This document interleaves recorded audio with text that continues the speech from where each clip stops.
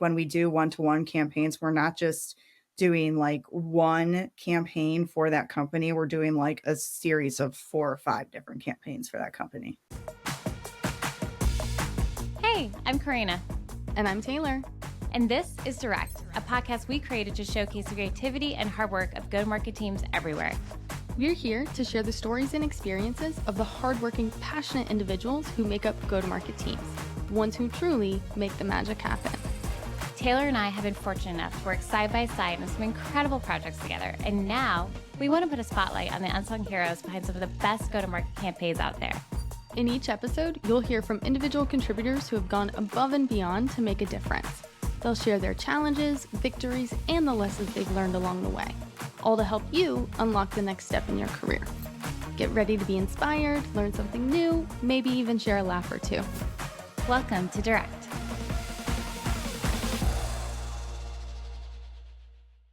Welcome back to another episode of Direct. I'm Taylor. And I'm Corrina. And today we're joined by Kim Pitsko. Kim is the head of Performance and Enablement at CINC Systems. When she's not working, she spends most of her time with her 2 young boys and is an avid runner, having recently competed in her first marathon last year. You also work with LGBTQ plus groups around Atlanta. And my first question, Kim, is just where do you find the time? I don't really know. I think when you understand where your passions are, and for me, my passions are number 1, being a mom, number 2, advocating for LGBT rights, and number 3, marketing. So when you know that those are your passions, you just block out the time. Even if it's 9:00 at night, turn off the Netflix and get to work. We are super excited to dive into all things one-to-one ABM campaigns with you today, Kim. But before we get started, we ask all of our guests one question at the top. And that question is, if you had a magic wand and you could use that to zap anything in your work life or your personal life, what would that be and why? I think if I could have a magic wand, it would be to have, as a working parent, to have school schedules perfectly aligned with corporate schedules. Like, why do we have all these days off that are not aligned with the days off that you have at work? It's really hard. And I think our world needs to just get more aligned like that, as we're going to continue having dual income with kid families. We need to stop pretending that there is someone at home all the time who's able to manage these wackadoodle schedules. I think that was okay. Yeah, of course. And I think that is so incredibly relatable for anyone that's listening here, especially working parents. I think that's incredibly relatable. As we get into your career as a working parent, you have done something really incredible at CINC Systems, which is scaling from essentially the first marketing hire, building out an ABM program to a really successful program that has a lot of power and oomph behind it. And today we want to really get into the one-on-ones specifically, but can you tell us a little bit about that journey from getting into and deciding to get into ABM specifically with a strong one-to-one take? Because I think a lot of companies start more in one-to-many because that's where they're comfortable. Yeah. And I think one-to-many is always the comfort spot. Every time people are talking about a new product launch or a new press release or content piece, they just want to get it out there to everyone. And there's just that excitement just to send it to the masses and see what happens. And often what happens is a whole lot of opens and not a whole lot of conversion.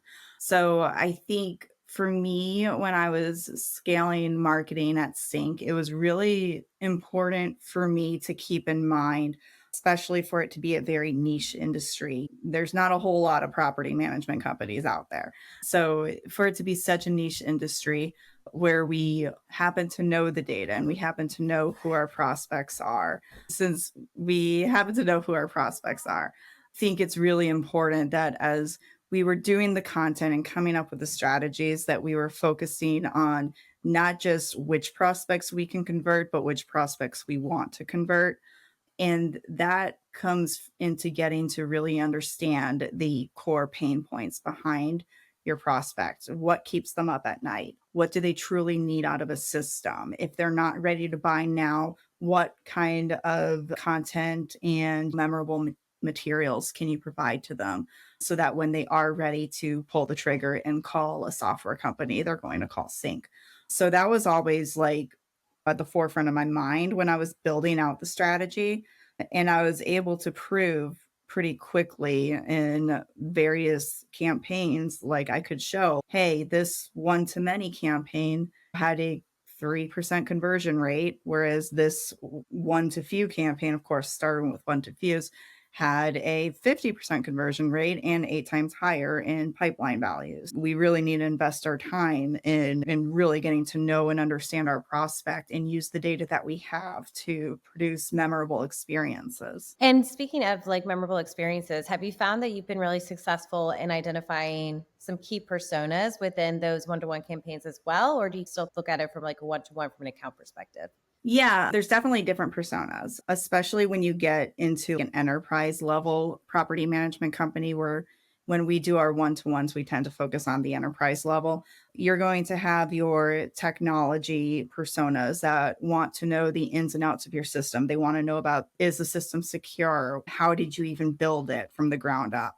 A lot of nitty-gritty details that a property manager doesn't really care about. Then when you get to the financial officers and the the COOs out there, they're going to want to know more about the organizational health of your company.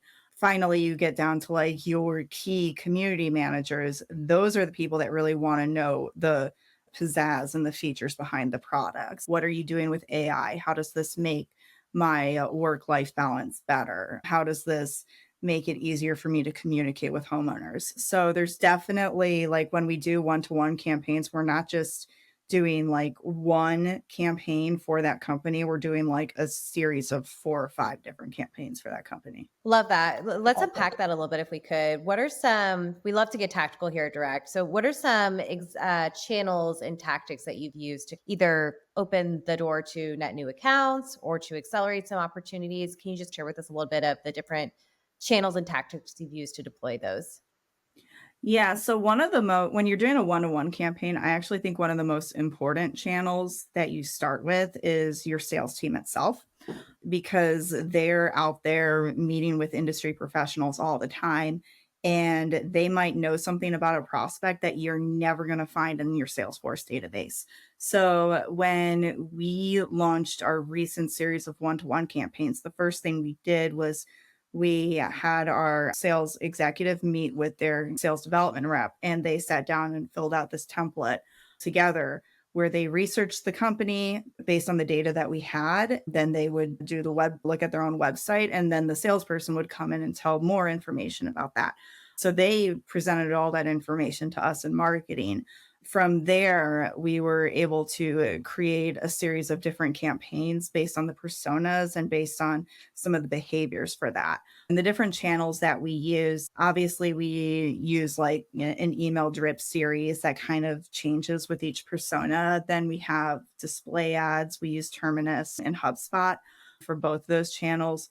We also use a product called Toriel, which offers interactive tours, a little bit of a smaller company in the tech space versus like a HubSpot and a Terminus. But where through Toriel, we're able to create personalized demo centers for the companies and co-brand it.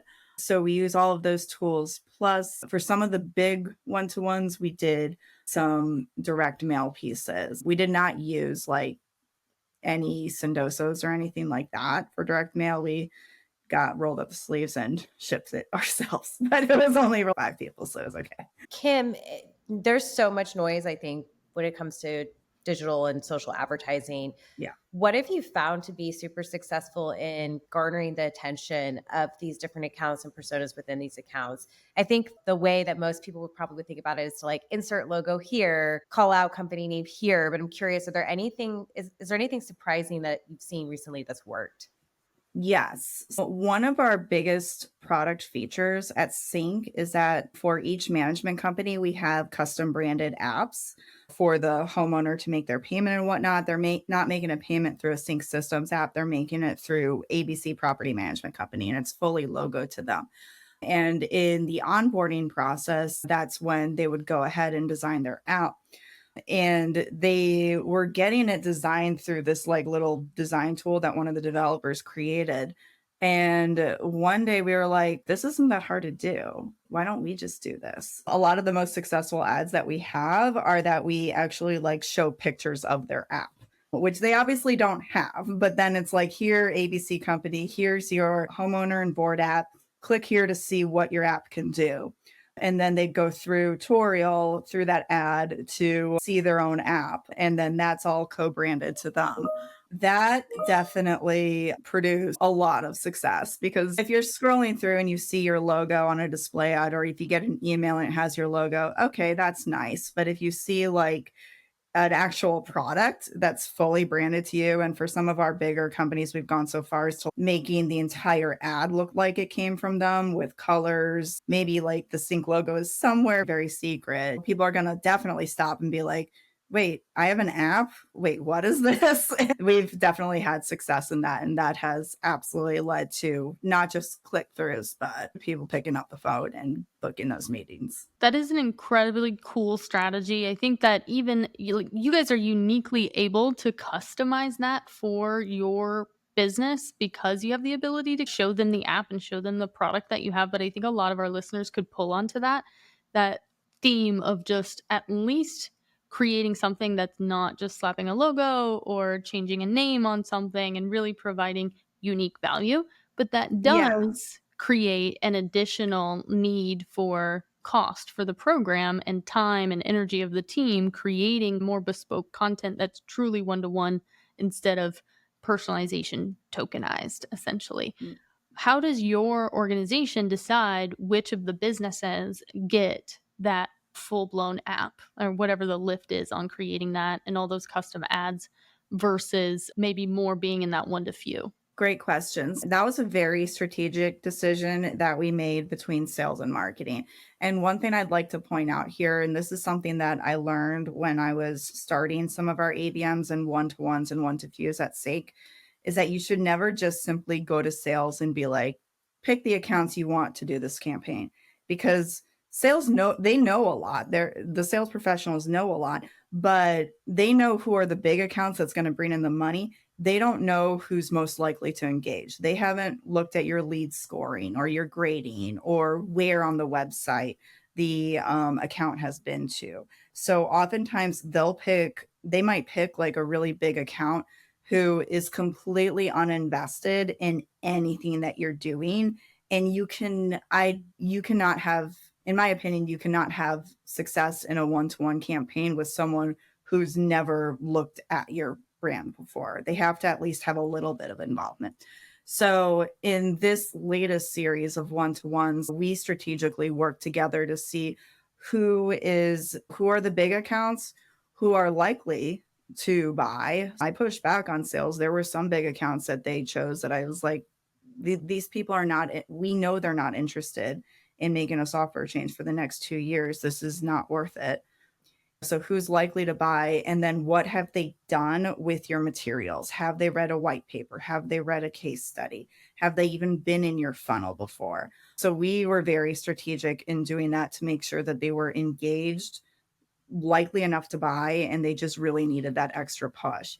And with all of our efforts, the reason why we're able to invest in these select accounts for a one-to-one is because they're also part of our President's Club program for our sales teams. In order to go to President's Club, you can either achieve the highest in meetings held or in selling the most, or you can go to President's Club by being one of the first to close all of your one-to-one accounts in the fiscal year. That is such a great call out. I think that so often we find that there's this disconnect between how are we aligning marketing's data with what sales like wish list is. And I love when there's programs like either service level agreements or like you just said, the President's Club, where this is like a strategic organization-wide initiative that you now made it for these one-to-one programs. Can you share with us the origin for how you were able to align one-to-one ABM initiatives with President's Club? Yes, I oversee sales development at CINC, and I wanted to come up with a way to create some kind of incentive for the sales development personnel to go after the higher grade accounts because that their commission is based on really any meetings book. And my initial proposal was actually to do some commission based off of whether or not something closed wins, as opposed to in addition to having the meeting held. But my boss, and rightfully so, he pushed back on that because he felt that kind of commission structure would derail the motivation to continue getting meetings booked from other accounts. When we were talking about that, it was really important to me because I also saw how a lot of our outbound activity was having lower pipeline value than our inbound activity. And I thought that there was opportunity to improve that. So as we were doing our research, that's how we got to the idea of let's just make it part of President's Club. And I was like, heck yes, it's going to be part of President's Club. Let's do this. And it's really fun. That's really inspiring to have like other ABM marketers out there that can really are struggling to get people on board with engaging in kind of a named account strategy to be able, especially in the ADR, BDR, SDR, whatever you call it, phase as well. Did you start this with a pilot, a small group of AEs, or did you just go all in? We just went all in, but when it comes to the actual one-to-one campaigns, we started because each AE and SDR has 3 per territory. We only started with 1 in the series of ads and advertisements so that we could learn not only what's going to be successful, but how much time and investment it's going to take. Because as both of y'all have mentioned, there is a lot of time that it takes to create a one-to-one campaign. And you don't want to waste your time when you're doing all that. So we started with just that series.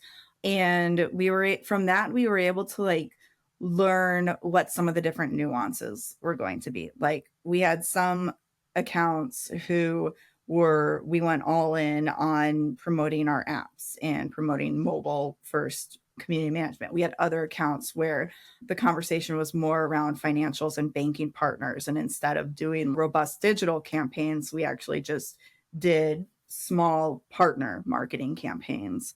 So we started piloting in that. And then we're now on phase 2 with all of the accounts in there. And in phase 2, because we had some learnings in phase 1, like we could figure out what works, what doesn't, we're able to move a little faster.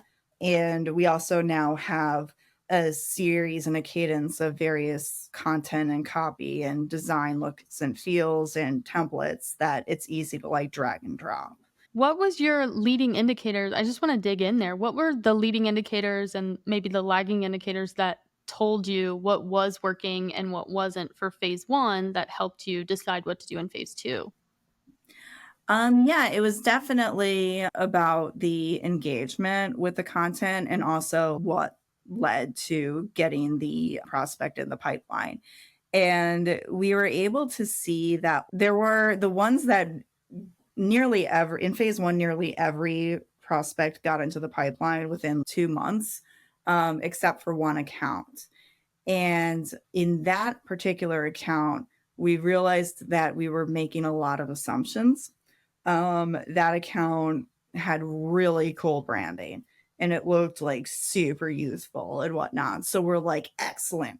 We're going to do apps. We're going to do super fun and like youthful content. And we're going to use like various slang terms that you hear on TikTok in our content. And it turns out that they weren't like that at all. They just happen to have a very nice brand aesthetic that was probably done by a marketing agency. So we were like, oh, okay. And we learned that basically by hearing some of the calls that the SDR was making. We were like, oh, this is like a very buttoned up professional organization. So we need to pivot. I think it's the lesson learning there. The learning there is really just don't make assumptions based on what from a surface level. You really do have to dig in, and you really do have to have the collaboration with your sales personnel to make sure that you're delivering the right message. I can certainly attest to that being the case. Definitely been at organizations where I have been the consumer and then joined and said and saw like really quickly, oh, okay, that is not quite the way that they are like to be sold to. It's the way that they actually market externally to. Love your perspective there. I would love your take on one-to-one generally. Now that you've run this for several quarters, do you have a strong opinion one way or another about when you should deploy a one-to-one motion? Should that be like when you're at a certain stage in the deal cycle? Should it be when you're a certain maturity at an organization? Would love your take on like on when to deploy. Yeah, I think that answer could vary depending on your company and what you've been doing in your one to few and one to many campaigns. For me personally, I think that it's time to go one to one when you look at a handful of accounts that are in the consideration stage when it comes to looking at your content and interacting with you. And if you look at that handful of accounts and you think, if all of these accounts were to close when, I would go way beyond my sales goal for the year. I think that's when it's time to go one to one. And I think it's just a bit of a feeling like when there's someone who has been to your webinars, they've been to your white papers, they've seen you at a trade show, you're really getting to know them.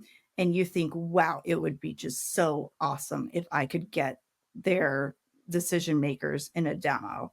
I think that's when it's time to consider one on one. I love that perspective because I think some companies really preserve that energy and effort to close deals that are already in pipeline, and they avoid it a little bit pre-opportunity, but there's so much room to make an impact there.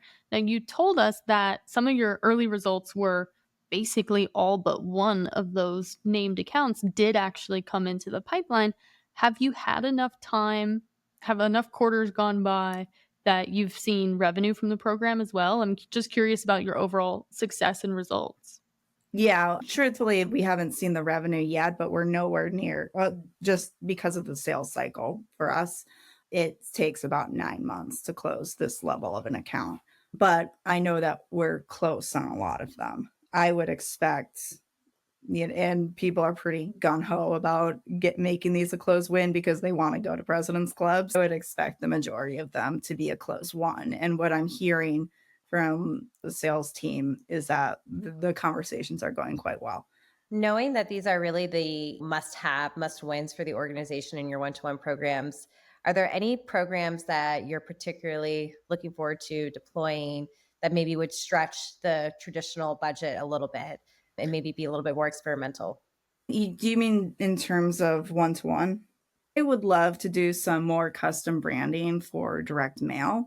This was actually something that I wanted as part of the program. And I even had it designed like custom branded direct mailers that included different swag items, some tech in there, what their apps would look like, and some like videos of different products in the roadmap and whatnot.